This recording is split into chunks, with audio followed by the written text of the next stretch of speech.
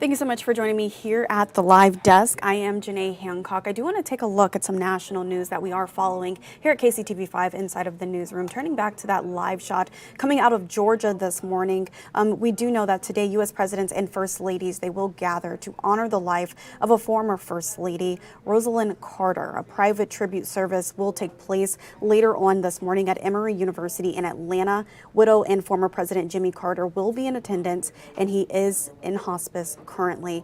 We are getting updates from CNN minute by minute. I do want to take a look at a video that we have while we continue to keep this shot on this live video we have coming out of Atlanta. As I provide you with that update, Jimmy Carter, he will not be delivering remarks today, but plans to stay for the entire tribute service that is coming in from his grandson via CNN. His grandson said he really can't do that physically, but he did go on to say that he plans to stay throughout, but he is very physically diminished.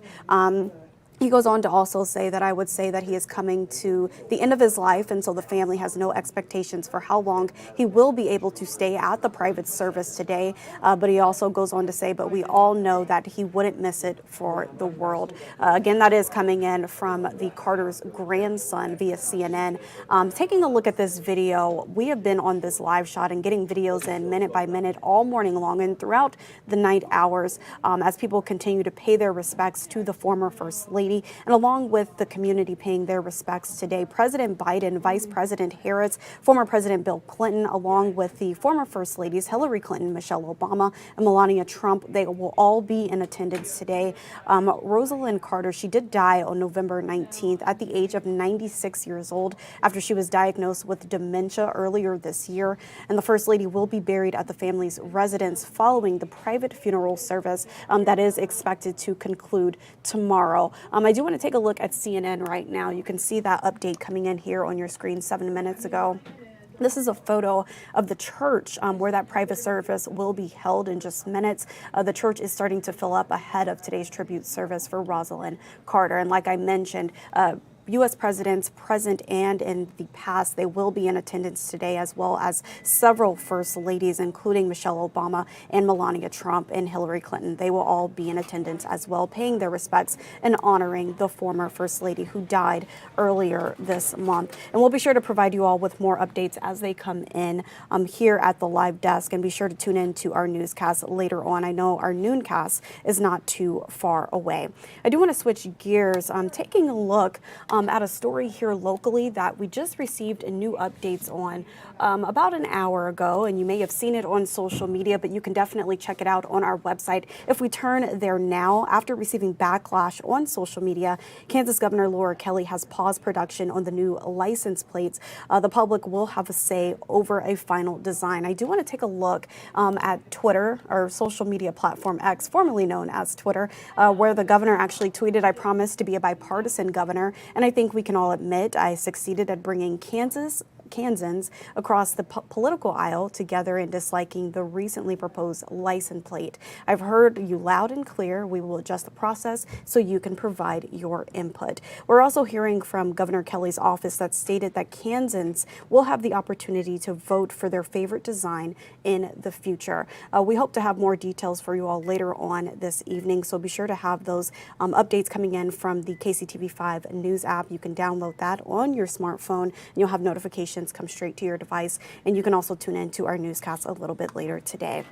We're also staying on top of a developing story. If we take a look at this video that we received yesterday, Kansas police, they are actually investigating the death of a young boy. His body was found in a downtown alley. He was younger than 12 years old. We do know those details, and a bystander first spotted his body near 10th and Grand. Paramedics said that he died of bodily trauma. Police have not taken anyone into custody just yet, but we do want to be clear that this boy's death has not been ruled a homicide, and police are asking if you know anything to call the TIPS hotline. You can find all of that information by heading to our website, kctv5.com. Another story that we are closely following here at KCTV5, police, KCPD, they are sending a major reminder as we look ahead and go into the holiday season in full force. KCTV5's Grace Smith, she actually spoke to residents in the Westport area as well as the Plaza area about break-ins. I do want to take a look at that story now.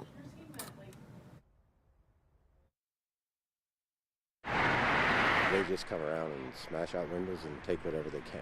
It's an unfortunate occurrence for Chuck Romero and Sydney Swires, who live in the Plaza area. I leave my car with the console wide open, glove compartment open, because that's all you could do. Some people leave their cars unlocked, just like, don't take anything. It's probably been 10 times where I come in the morning and everything in my glove box, consoles, everything is just trashed. While their car hasn't been stolen, they're worried these break-ins might lead to it. There's cameras, it doesn't matter, just, they do what they want. It's terrible. It's why Ken Williams, who lives just up the street in the Westport area, has dedicated his time to helping people in the area find their stolen cars. To notice that these thieves commonly show up at a short-term rental next door to me late at night. And the cars are stored in off-street parking there. He says he knows they are stolen because of obvious signs. I can see a busted out window, no license plate on it, and when they walk away from the car, you don't see the lights flash indicating that they locked the car. Then Williams checks if there are any reports on the car. He says through local Facebook groups, people often post in the area asking for help if their car gets stolen. At least one stolen car a week on average turns up in the area, and it's almost always associated with this short-term rental. Williams says these thieves are becoming more dangerous. Especially the teenagers are usually armed. Most of the people stealing cars these days are armed. It's not worth losing your life over it. It's why he says if you see someone trying to steal your car, call 911, stay inside, and be a good witness. We really need more law enforcement officers on the street. KCPD needs to be supported. Romero and Swires agree, saying crime is also hurting their wallets. And it's expensive, you know, because you got to pay for it and for nothing. Why do they keep doing it? And travel numbers are starting to roll in following the holiday weekend. TSA says it screened nearly 3 million people nationwide on Sunday. And officials at KCI say more than 340,000 passengers have flown in and out of the airport since November 17th. We spoke with some travelers at KCI who say their holiday travel went better than what they expected. It was good. We came on Thursday, Thanksgiving Day, so I think we missed most of the crowds, but we had a really good flight. It was great. The lines weren't bad. Usually TSA, even at Seattle, usually can be real bad, but no, I think it's been pretty good. Now, the holiday travel rush actually runs through today, so the number could climb even higher. In a travel update, which will be presented to the City Council tomorrow, the update will break down the latest travel numbers and start preparations for the Christmas holiday rush, which is actually not too far away. So I do want to take a look at this video to end off on this live stream.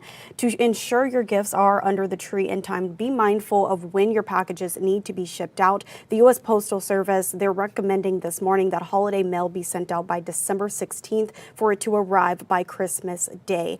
But if you're doing priority, you have 4 extra days to get those packages to the post office. Meanwhile, FedEx recommends a shipping date no later than December 15th for 5-day home delivery. Well, that'll do it here for me at the live desk. I am Janae Hancock. We will continue to provide updates regarding the service, the tribute service honoring Rosalynn Carter today in Atlanta. So be sure to keep it tuned in here with KCTV5. Right now, we are going to end with this live shot looking at that service.